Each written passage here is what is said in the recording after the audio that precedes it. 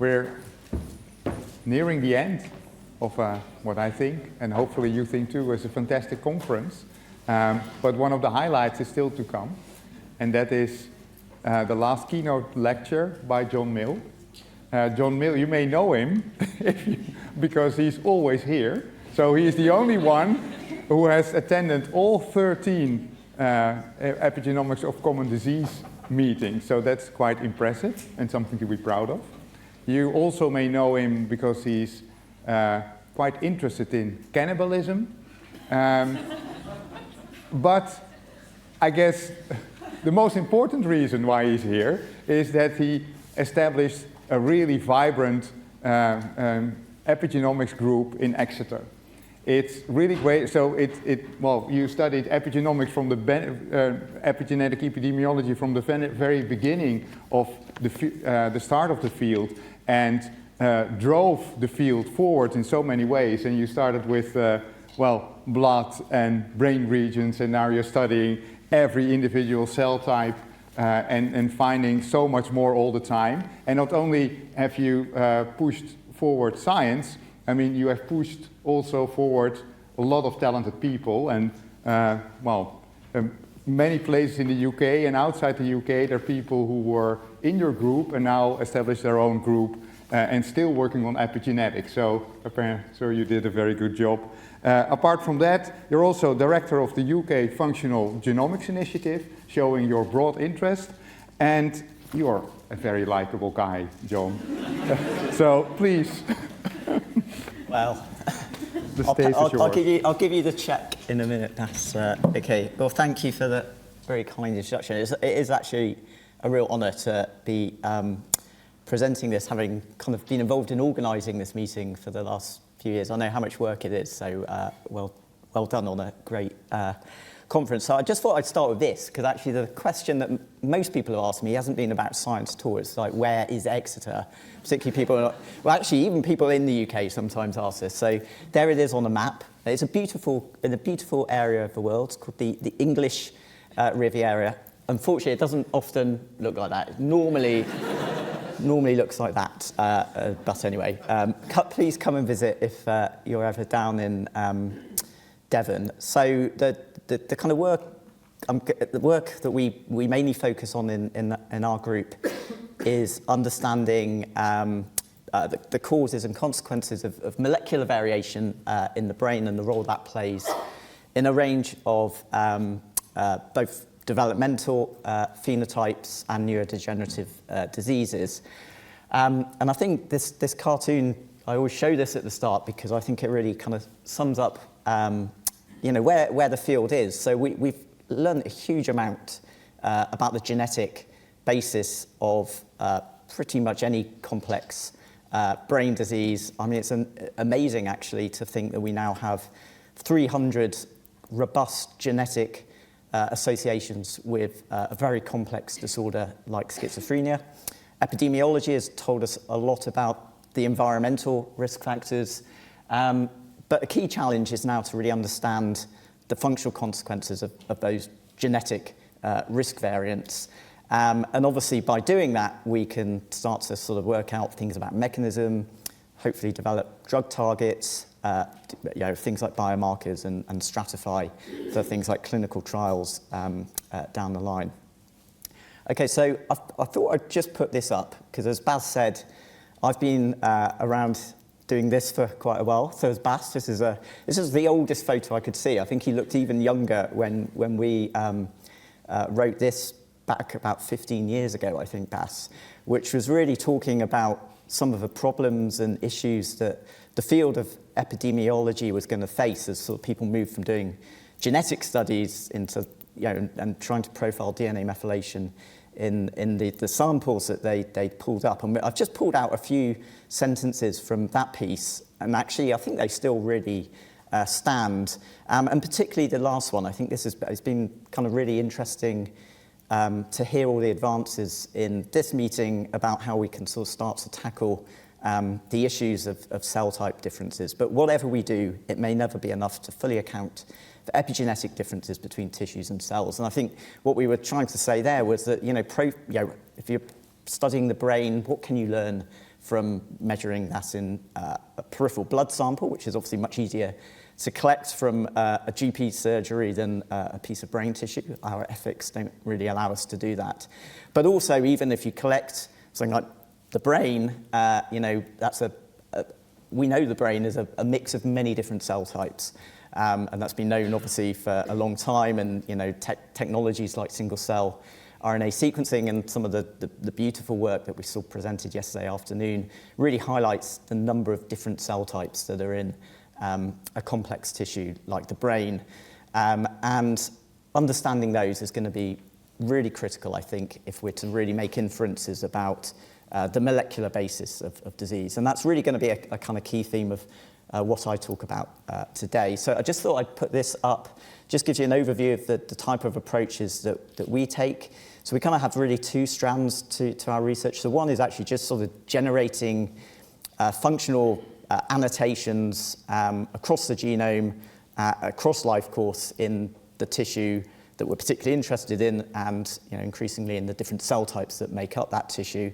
And then the second strand is then trying to kind of use that data to identify disease-associated variation that can then tell us about some of the mechanisms involved in disease. As I said, we're starting to look at purified populations of cells. I'll talk you through some of those methods in a bit. We profile many different types of epigenetic marks, and you've heard about all of these, I think, in the course of the conference this week. Ultimately, we're also trying to integrate some of the kind of new long-read technologies to look at things like how those epigenetic marks map onto things like isoform diversity. And I'll give you a bit of information and new data about that later in the talk. And then I'm going to sort of touch on kind of three different disease phenotypes that we're working on in the lab through the course of this talk.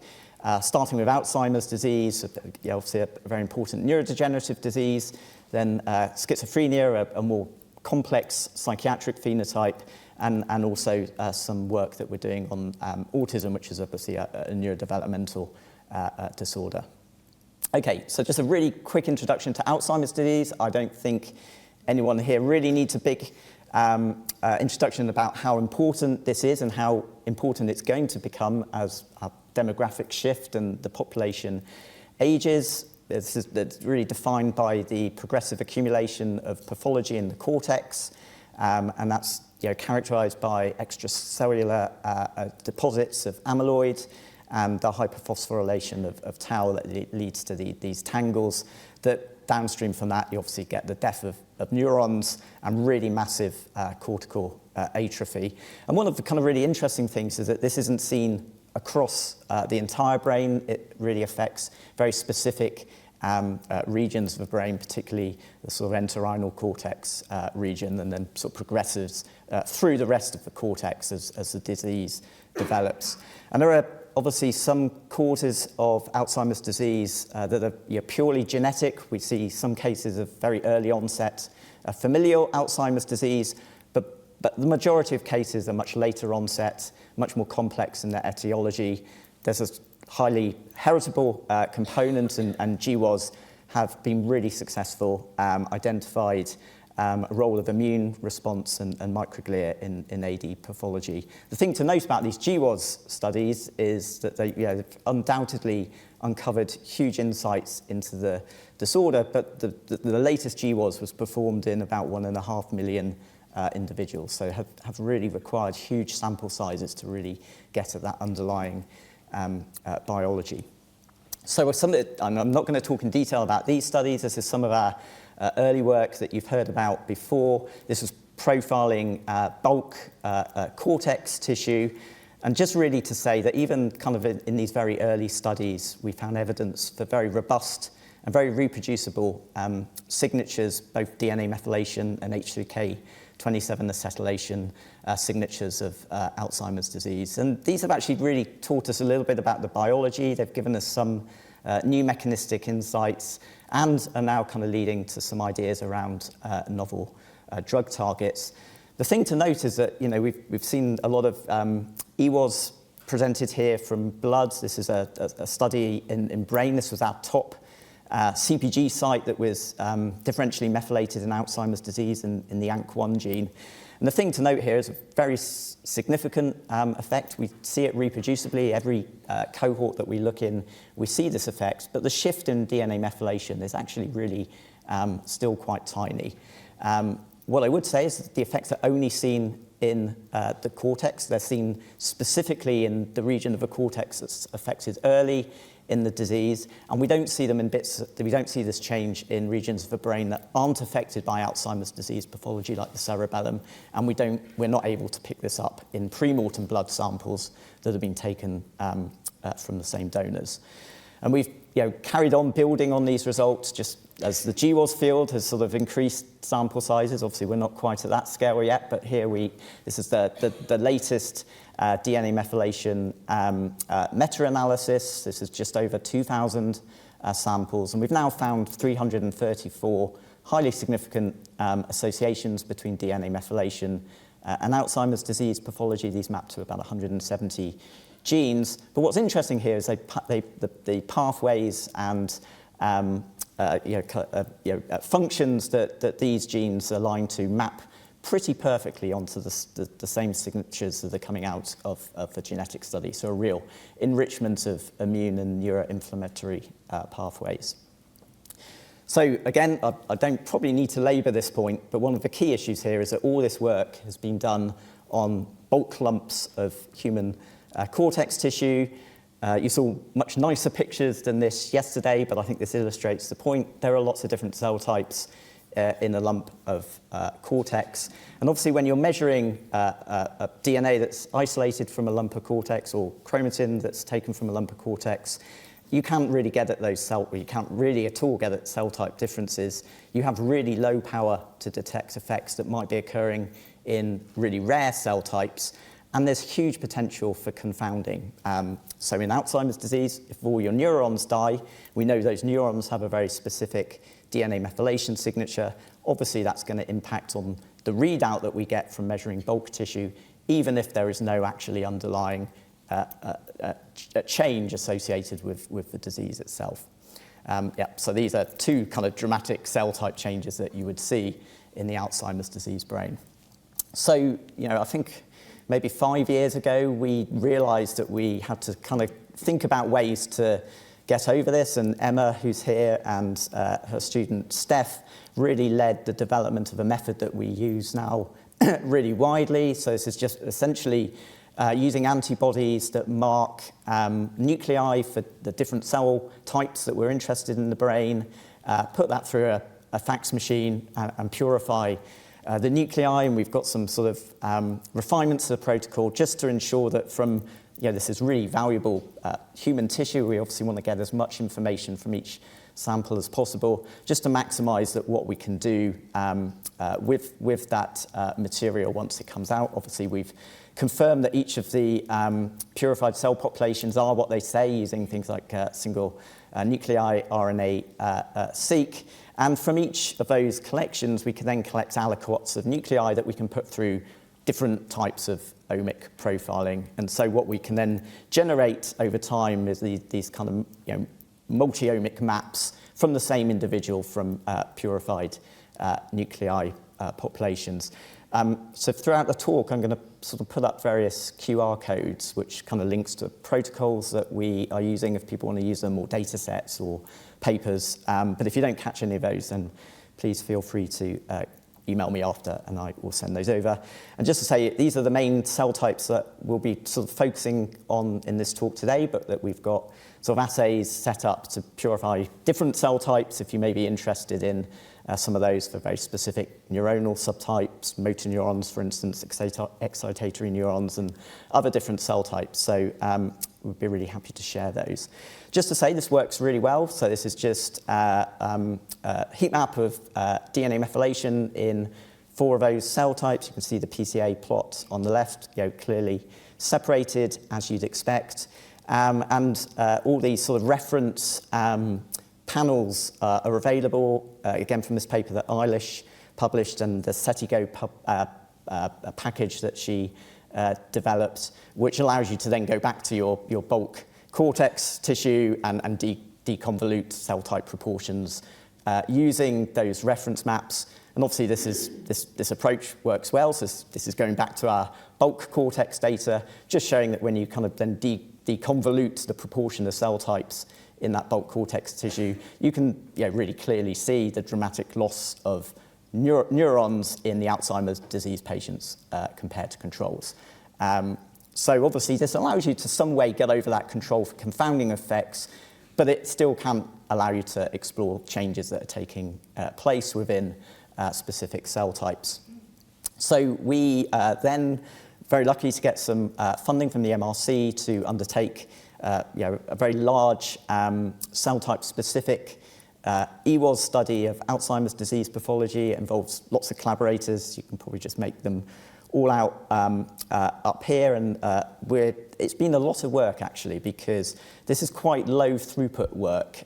So it takes a postdoc can probably sort maybe up to 2 to 4 samples per day to kind of get the populations, and you've got to do all the other stuff on it. So it's not instantaneous. So it's taken us a long time to get to the point where we can now sort of start analysing and presenting these data. So we've got just over about 100 highly diseased patients and just over 100 control individuals. We've sorted the 4 cell populations from those, and we're profiling methylation, ATAC-seq, H3K27, acetylation, and also doing some long-read transcriptomics. Just to say, we've also had to sort of work out actually some of the best practice and statistical approaches for doing cell type specific EWOS. Again, this was led by Eilish Hannon, and again, this is her preprint that sort of describes some of that, which you may find useful. So I'll just get straight to the sort of grand reveal of our methylation results, and Rhiannon presented this as her poster, but it was really, really quite striking that all the action in this case was taking place in the microglia. In fact, we hardly see any disease-associated changes at all in the neurons, oligodendrocytes or astrocytes. Pretty much everything was taking place in the microglia, and in fact a lot was taking place in the microglia.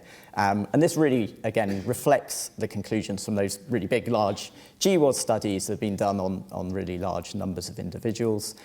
So you can just see here on the left, this was our sort of top differentially methylated position, annotated to a gene called SEC14L1 that's been previously implicated in Alzheimer's disease. It's expressed in microglia, and you can see the change there, very dramatic in the IRF8 positive microglial population, but you don't see it in the other cell type populations. And pathway analysis, that again, all related to immune response, microglia response, and the top pathway relates to pinocytosis, which is really a process by which microglia take up soluble AB and clear it from the brain. So this really does make sense mechanistically. And I just wanted to put this up as well, because I think it really highlights the additional power that you get from doing these cell type specific analyses. So each dot on here represents one of the sites that we found in our big bulk cortex meta-analysis. And then on the y-axis is the effect size for that specific position that was identified in bulk tissue in 2 of the purified cell types. So on the left is the neurons, and you'll see there's absolutely no difference at those sites in neurons, but actually in the IRF8 positive population, the microglia, you firstly see a really strong positive correlation. But if you look at the effect sizes, so here in our bulk cortex meta-analysis, we were seeing maybe a change of between 1% and 2%. In the purified cell populations, you're getting up to about a 20% change in methylation. So, and it's not surprising when you kind of rerun power calculations based on those purified cell populations, you really are gaining a huge amount of power to detect disease-associated variation, partly because you're losing the heterogeneity, but also because the effect sizes are much larger. So just to say, we've obviously looked at other things. We've profiled the same samples for H3K27 acetylation. This is work done by Sarah Marzi and her group. We've also been profiling ATAC-seq data, and Marina presented her poster on that in the conference today. Again, just to say, you can get really clean cell type specific profiles. And again, the effects we see kind of really driven by microglia, and again, really makes sense in terms of the genes and pathways that we're finding changed. So I'm going to switch track. I'm going to talk about another disorder that we study. This is schizophrenia, a really severe neuropsychiatric phenotype. And the reason I want to talk about this is because the genetic studies, again, of schizophrenia have been really powerful and told us a lot about the cellular biology of the disease. And in this context, instead of microglia being the key cell type that's being associated, in schizophrenia, the genetic signal all seems to be driven by neurons. And so we've done pretty much the same study design using post-mortem tissue from individuals who've died with schizophrenia and non-psychiatric controls, just over 200 individuals. These are quite rare samples, so we've sort of scoured 11 brain banks across the world, really, to get these samples. And in this case, it's a slightly older version of our sorting protocol, so we just have 3 populations. We don't have the astrocytes in this case. And again, I'm just going to flag up this one Manhattan plot, because no one wants to see lots of Manhattan plots. But all this is just to highlight is that in this case, all the action was in the neurons. In fact, we didn't see any associations in any of the other purified cell populations. It was all driven by changes within neurons. And again, many of the genes that, for those that kind of know the schizophrenia literature, there's some really interesting genes in here, things like CACNA1AC, TRIO, this gene HUNC, that actually is our top gene, is a gene that's known to respond following or be involved in the pathway of antipsychotic medications.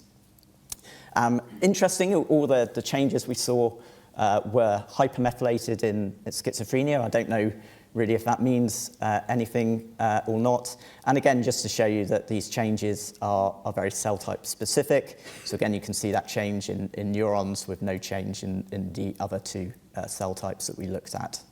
And when we do pathway analyses on these genes, a kind of different set of pathways come out, and these all relate to neurodevelopment and the function of neurons.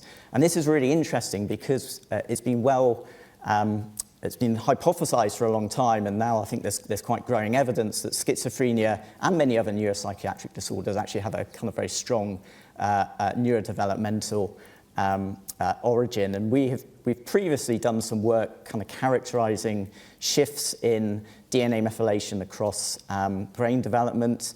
And Eilish Hannon previously showed that methylation QTLs specific to the developing fetal brain were enriched for genetic variants associated with schizophrenia. So there's quite a lot of evidence that regulatory genomic changes early in brain development are likely to be important for the etiology of schizophrenia.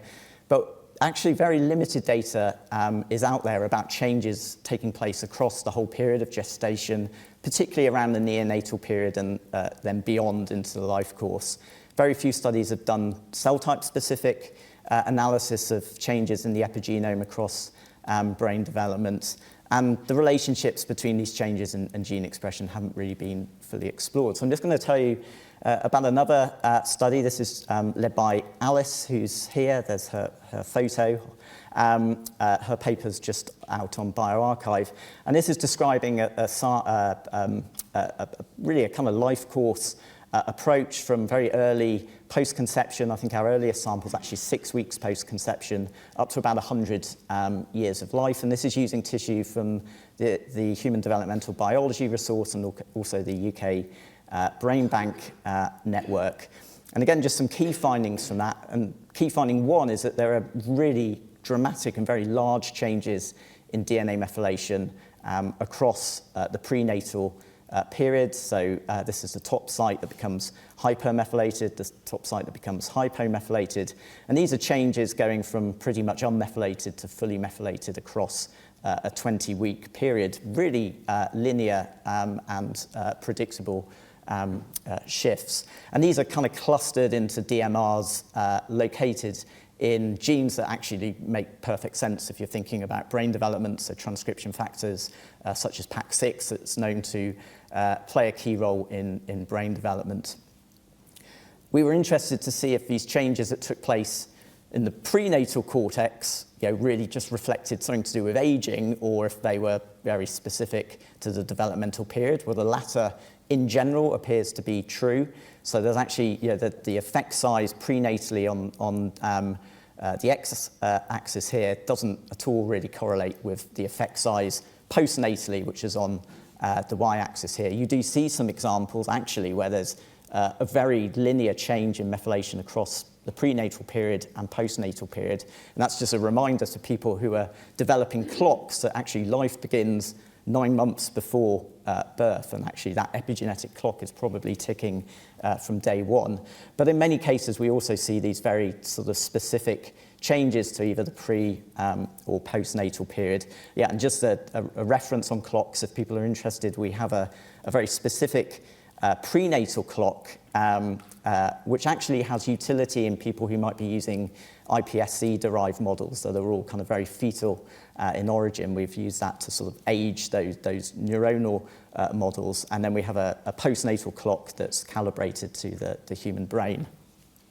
So we were interested to see, what were the main contributors to variance in DNA methylation, looking at different cell types and different developmental periods. So here we've just sorted neurons and non-neuronal cells. And you can see in this PCA plots here that there are very clear cell type differences, but also very clear developmental trajectories that are driving variation. And you can see some examples on the right of a site where there is cell type specific developmental changes in DNA methylation across the life course. So going back to some of the phenotypes that we're interested in studying that are hypothesized to have a neurodevelopmental component to their etiology, we see that the sites that are developmentally dynamic in this cell type specific manner are very enriched for gene sets associated with both schizophrenia and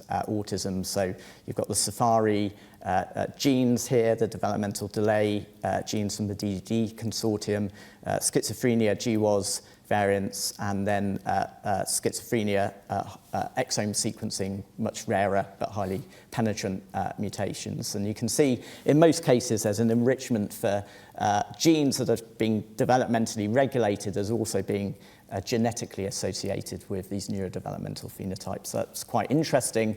And you can actually then go back to some of our schizophrenia DMPs and say, well, what are those doing across brain development? So here's just one of our schizophrenia-associated differentially methylated positions in the KLF4 gene. Again, this was neuron-specific. And here you can see the developmental changes in methylation at this very same CPG site across development of the human cortex. And you'll see there's a very neuron-specific change in this gene and no change at all in the non-neuronal cell types.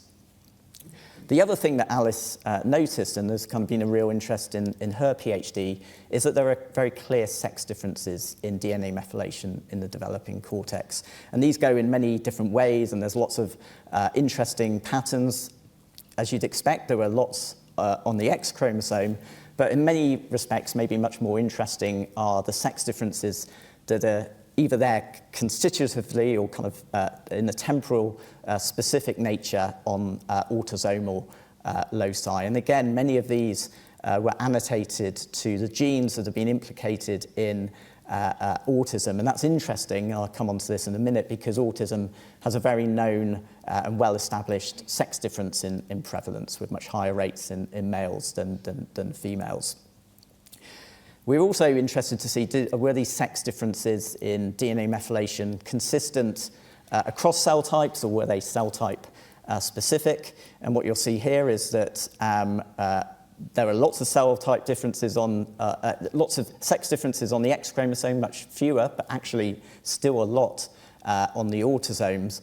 But the IRF8 positive, the microglial population, shows a dramatically lower number of sex differences on the X chromosome. And actually, the result, but actually much larger effect sizes for those on the autosomes. And what we're hypothesizing is that the net effect of this on expression or function is likely to be much larger sex differences in terms of gene expression in the microglia. Again, that will become relevant in a minute. So just to show there's very widespread autosomal sex differences. This is just for neurons. And again, many of the genes that we talk about when we think about disorders like autism and schizophrenia are coming out as being showing sex differences in a cell type specific manner. So these are examples of autosomal sex differences that we see across different cell types. And here are some examples where you see cell type specific sex differences in gene regulation and DNA methylation. So here's one that's not seen in microglia on the X chromosome, and here's an example of a sex difference that's only seen in neurons on the autosomes. We've also noted that many of the genes that are showing these sex differences are really involved in interacting with things like the estrogen receptors and other sex hormones that may well play a role in sex differences in the developing human brain. We can also look at the stability of these sex differences. So here is just showing the male-female differences in DNA methylation postnatally on the x-axis and prenatally on the y-axis. And on the X chromosome, we think that there is some real scatter here, which we think really reflects some developmental variability in things like X chromosome inactivation. And on the autosomes, we see a real enrichment of these sex differences in the prenatal cortex. There seems to be many more of these autosomal sex differences prenatally than postnatally. Just some examples of these. You can see here fetal male-female differences and adult male-female differences in neurons, and on the right, one where the effect is much bigger again in the fetal cortex, neurons from the fetal cortex compared to the postnatal cortex. And you can put this all together and sort of generate these sex-specific, cell type-specific trajectories of DNA methylation across the life course.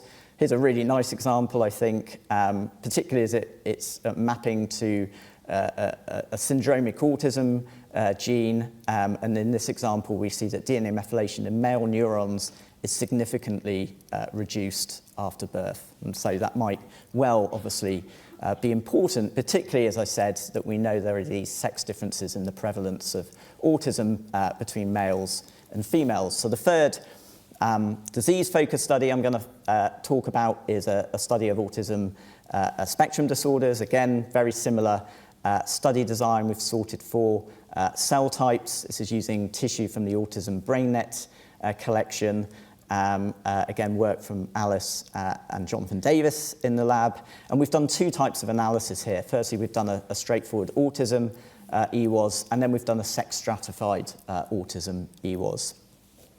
So the first point to note is, again, we see cell type specific effects when we're looking at the number of associations. So we see an overall enrichment of differentially methylated positions associated with autism in microglia.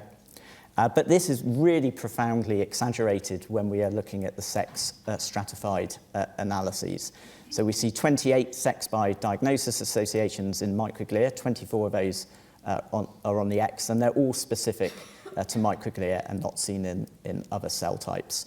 And just to give you an example of the sort of effect size, this is just a plot showing the distribution of autism versus control sex differences that we are seeing. You can see it's much larger here in the microglia than the other cell types.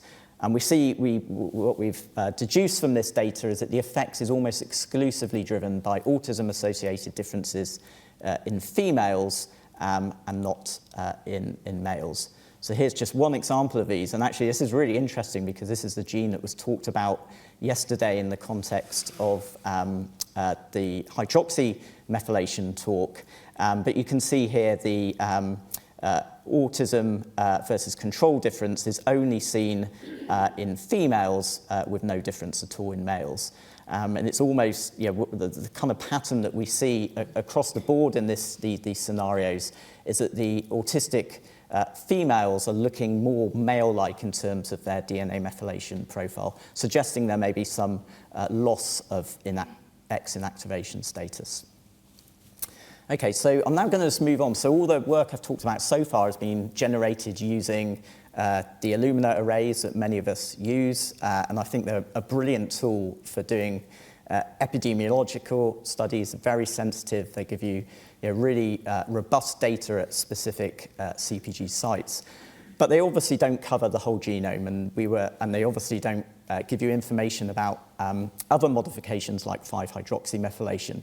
So we were very interested in generating whole genome modification maps across the different cell types that we were isolating from the human brain. And I think I probably get some kind of award here because I've managed to get all the sponsors on this slide here. So what we've essentially done is profile a whole bunch of samples using all these different methods to really generate some whole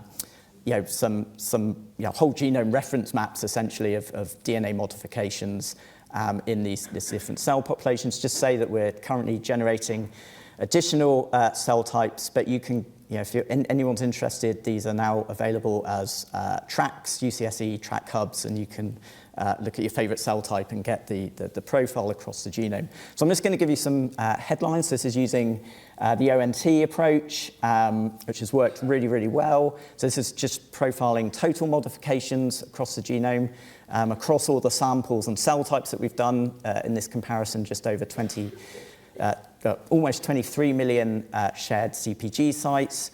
You can see that, as expected, the majority of CPG sites are methylated. What is interesting is that it's subtle, maybe less subtle in the microglia, the microglia are in green, but there is a sort of overall much lower levels of modifications in microglia compared to neurons.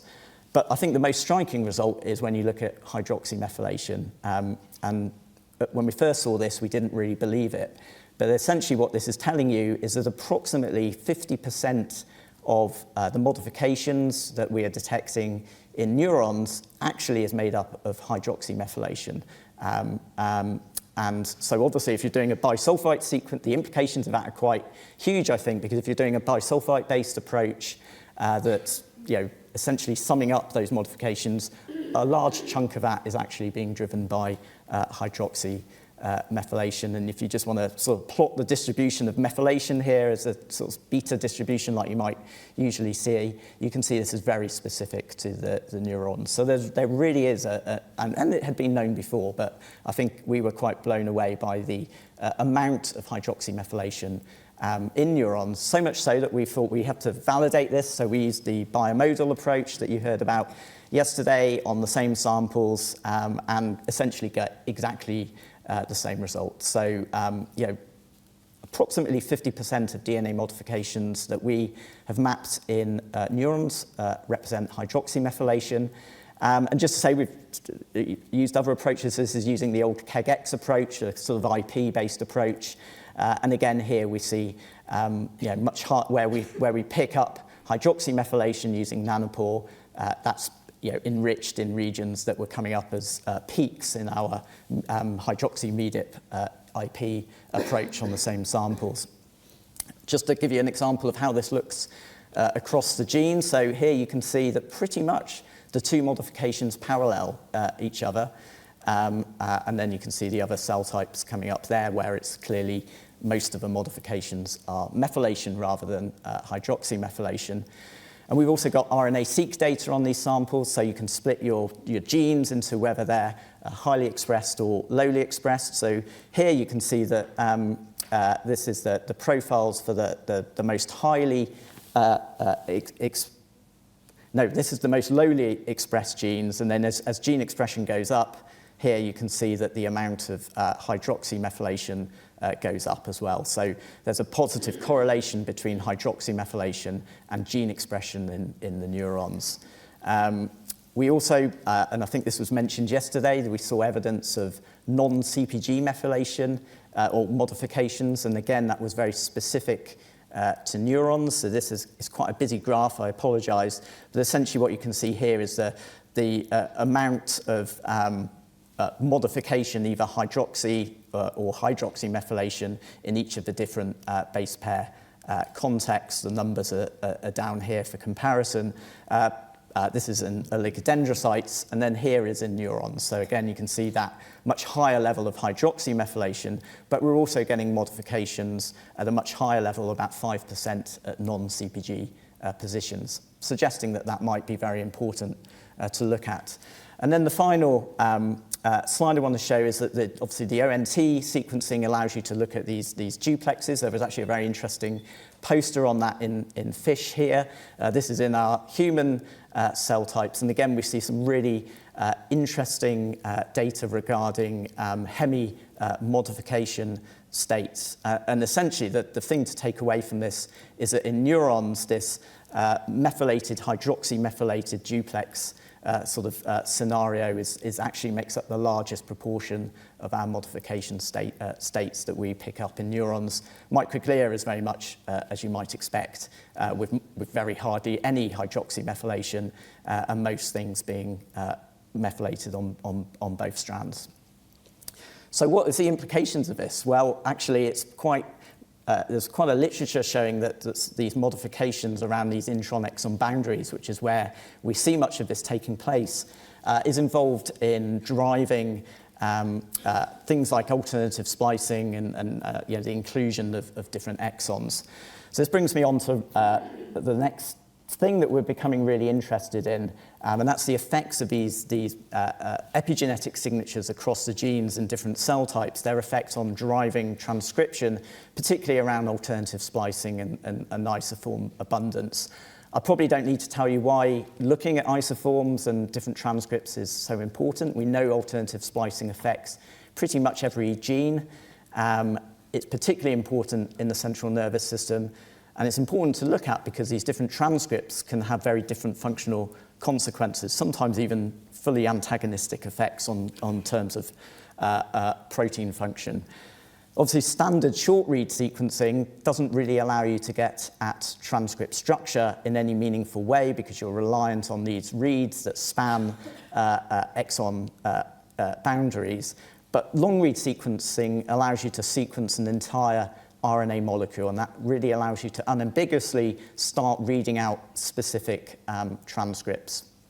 So this is a work really led by Rosie in the group. Her preprint is now available on bioRxiv, so more detail there. I'll just give you some of the headlines. Again, she's been profiling or characterizing the different transcripts that are present across development and aging of the human brain. If people are interested in our annotations, they're all available from our lab website. Just to show you what this kind of stuff can do, I mean, it's pretty mind-blowing, really. This is just for one gene. This is a schizophrenia gene. Each one of these rows is an individual transcript or isoform of that gene. And we see lots of new exons, lots of new coding regions, which have real implications for genetic studies, actually, because there's lots of coding regions that haven't been included in things like exome sequencing studies. And these are hopefully going to be really useful annotations for whole genome sequencing burden studies. These are the types of structures you can pick up. It just shows you all the different alternative splicing events. Something we're really interested in are these fusion genes. We actually found that about 1% of all the transcripts we picked up in the human cortex actually represented fusions between 2 genes or even 3 genes in some instances, incorporating genetic material from multiple genes. And we've, as I said, now got some very strong evidence that intragenic variation in methylation is associated with many of these events. If you just look at some of the disease genes that have been associated with the disorders we're interested in, this is just highlighting some dementia genes, Alzheimer's, Parkinson's disease, motor neuron disease. The things in blue are, basically each bar is how many transcripts we identified at that gene. The things in blue are things that are on GenCode. If you look on UCSC Genome Browser, those are the things that will be there as reference transcripts. All the ones in red are novel isoforms that we've detected, maybe at a very specific point in development, and they may be fairly rare, but they're definitely there. And this is the same for the autism, all the high confidence autism genes. The things in blue are things that are known already, and those in red are novel transcripts that we've identified during the course of this study. And just to say, there's more details in the paper. We've done some mass spec, shown that many of these transcripts are likely to make real peptides, and computationally, the majority have very high coding potential. And that's important because that suggests they might be important for disease. So here just shows the predicted, that these novel coding predicted sequences from the novel transcripts have a real enrichment for highly conserved bases, which suggests that there are true functional coding sequences that aren't currently annotated that could harbour pathogenic variants. So we've been putting these annotations together with whole genome sequencing data from the Genomics England data set. This is work led by Kartek and the group. This is just one example of many that we found. This is a novel exon in a gene called TBR1. And what we've shown is align this with the whole genome sequencing data from patients who haven't been able to get a diagnosis from their whole genome sequencing data, and found that in this instance there is an individual who carries a stop gain mutation in this novel putative coding exon. The patient obviously hasn't previously been diagnosed. The mutation has not been seen in existing data sets, and I think very tellingly, the phenotypes that individual have match almost perfectly with TBR1 disorder, things like developmental delay and intellectual disability. And we've got now many examples of this where these novel transcripts that we think are being driven by differential epigenetic patterns are leading to novel coding regions that are implicated in disease.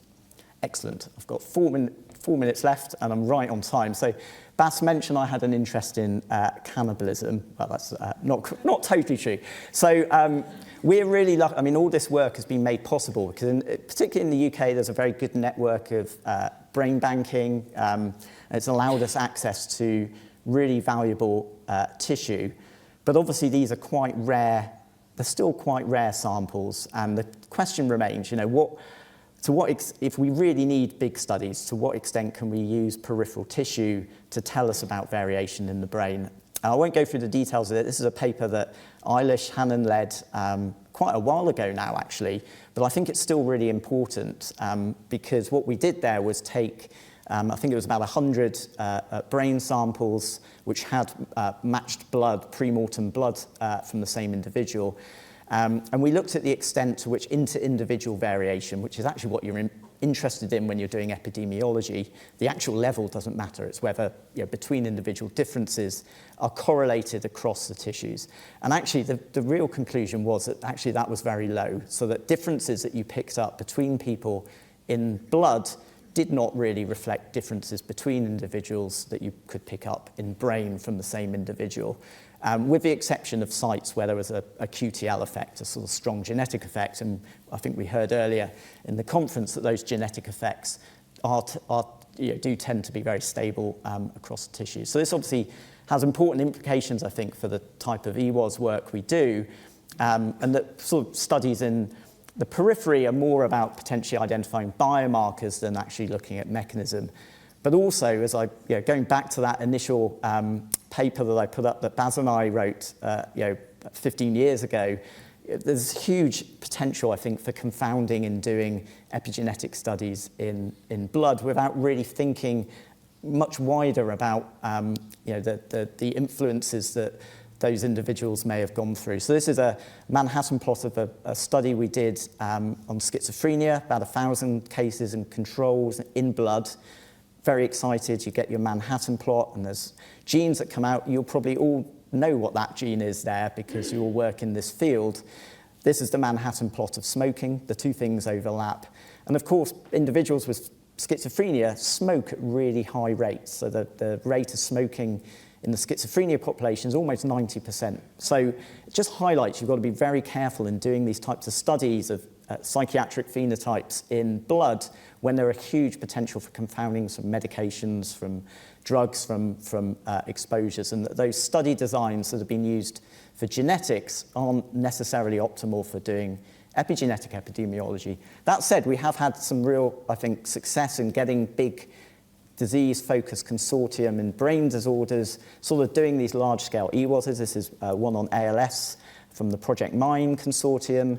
There's a recent kind of follow-on to that first schizophrenia Manhattan plot I showed you, where we're able to then control for these things because we can factor in things like smoking scores for exposure, finding effects there. My final 2 slides is just really a nod to where we think actually the blood work really can be important. And Marty had a poster on this, so I won't go into huge detail, but it really relates to the fact that obviously in a disease like Alzheimer's that I talked about, neurons are dying. When those neurons die, they release their DNA out of the dying cell that can pass the blood-brain barrier and ends up floating around in your blood system. Now, obviously, because we've generated now these really good reference maps for the different cell types, particularly for something like hydroxymethylation, that, as I showed, gives you that real specificity for neurons. I think this opens up a possibility or potential, and actually, Marty and Emma are working on this, developing cell-free DNA biomarkers of early-stage neurodegeneration that can pick up those very early stages of neurons dying and hopefully be a really useful way of stratifying patients early in disease. So this is Marty's complex algorithm and informatics pipeline for sort of doing that deconvolution of cell-free DNA based on different cell type proportions. Again, you can scan his QR code to get more info on that. This is my final slide, and I'm bang on time. This is very unusual for me. So it's just totally off topic, just a quick advert for the UK Human Functional Genomics Initiative. So this is for those in the UK, but actually beyond. We welcome anyone to join us. It's a new UK-wide initiative. It's funded by MRC and BBSLC initially. The aim is to characterize functional consequences of disease-associated genetic variation. We're an open, collaborative network, both academia and industry involved. Scan the QR code. You can find out more there. We have a new website. There will be funding, so particularly for ECRs. We're really hoping to get a good ECR community. And our first sort of meeting, big symposium, is going to be held in June down in Exeter. So you get to come and see our beautiful city and come and join us. And with that, most important slide is thank yous and acknowledgements. Thank you.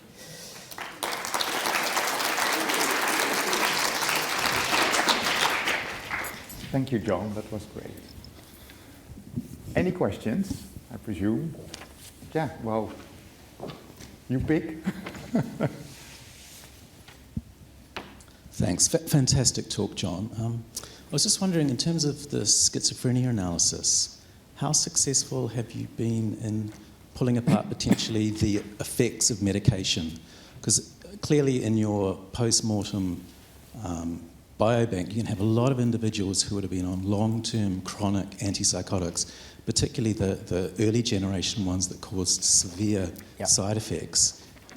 Can you find that signature? Have you been able to compare individuals that were on, haloperidol versus the more recent antipsychotics or anything like that? It's a hugely important question, Chris. So and that's so there are lots of advantages of using post-mortem tissue. Most obvious being it is the brain, but there are many disadvantages, and that is one that is going to be really hard to hands up. It will be really hard to rectify.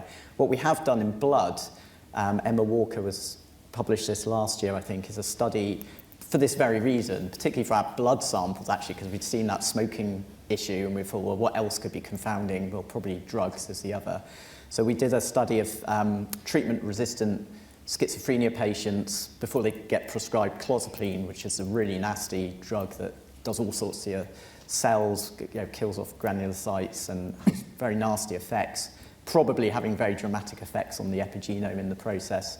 And we were able to absolutely show very linear changes, dose effect changes over a 6-month period as people sort of were on those drugs. So what we're able to do is then control for that in our blood-based studies, but we can't do that in the brain. And you know, it's an obvious confounder. Okay, thank you. Thanks for a fantastic talk. Do you have any idea why we see increased hydroxymethylation in neurons and what the functional effect of that might be? Well, bottom line is no, but I guess if I had to guess, it would be possibly something to do with the fact that they're not replicating cells, potentially. That could be one reason.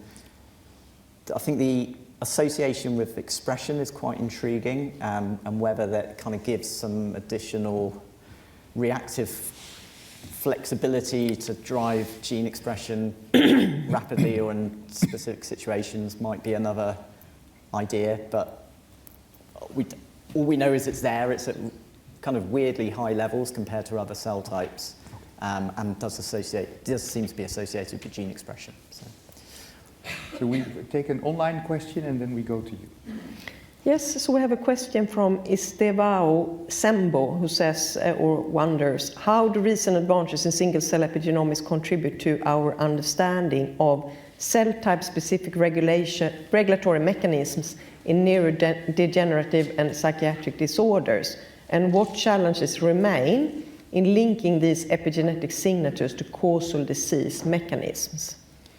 So basically, the causality, how do these, contribute to why we get the disease? It's quite a broad question. I didn't touch at all on the genetics. So something else we're quite interested in is sort of using genetics to kind of get at causality, or kind of pulling that together with the annotation. So I think that would be one route, one avenue that I think having those cell-type specific MQTL maps, we've probably got the numbers now to enable us to do that. You need a certain number to generate the QTL data sets, but I think we have those now. So we hopefully be able to sort of refine maybe cell type specific things that are driven by genetics. In terms of causality, can you also look at the causality? I'm thinking, what precedes the disease, rather than just, cross-sectional? Yeah, it's the $1 million question, isn't it? I mean, I think those again, the optimal experiment is not possible to do, which is to get discordant twins from the moment of conception onwards and follow them up in their brain tissue. So we can never do that study. So we're always trying to kind of guess at an answer. But yeah, so it's an obvious question. So can I follow up? So your Alzheimer's hit in microglia made sense because it's about clearing amyloid. But do you know what direction it was? So I guess you can infer from the direction whether it's cause or consequence. Yeah. Because I would expect, I can imagine that it's a consequence of a large amount of amyloid, and then you get higher expression of those processes. Or it's the other way around, that it's a problem that it is not cleared fast enough. Do you know? Well, I think it probably absolutely is a consequence there. What we are doing is some experiments, cell experiments, where we're kind of growing microglia and activating them to see what are the changes that happen, epigenetic changes that happen in an activated microglia, and do those reflect the changes that we see in the brain. I think they probably will, given the pathways that we see out, which would then suggest that it's probably just a result of the microglia becoming activated rather than something about the causality, I think. Yeah. Hi, John. That was a really amazing talk. Robert Crawford from Biomodo. Also really keen to see OGT was implicated in that study that you showed, so really cool. I just had a logistical question. Thank you from the sponsor. Did you hear? The brain banking you mentioned that is big in the UK. How are the brains banked? Is it formalin fixed tissue? No, all the tissue that we used is fresh frozen. Flash frozen. Fresh. I mean, I've glossed over some of the problems of these tissues, which are, you have to be really careful. They are variable quality. There's post-mortem delay. All sorts of things that can factor on a lot of the data, I think. So you have to sort of pick and choose your samples carefully and do do good QC on them. But they're all, everything we've done is from frozen tissue. Okay, thanks. I think, John, Fish and this chips. was it. Yeah. And indeed. Can I ask the organizer? Oh, first, of course, yeah, thank you, John. Thank you. It's most amazing.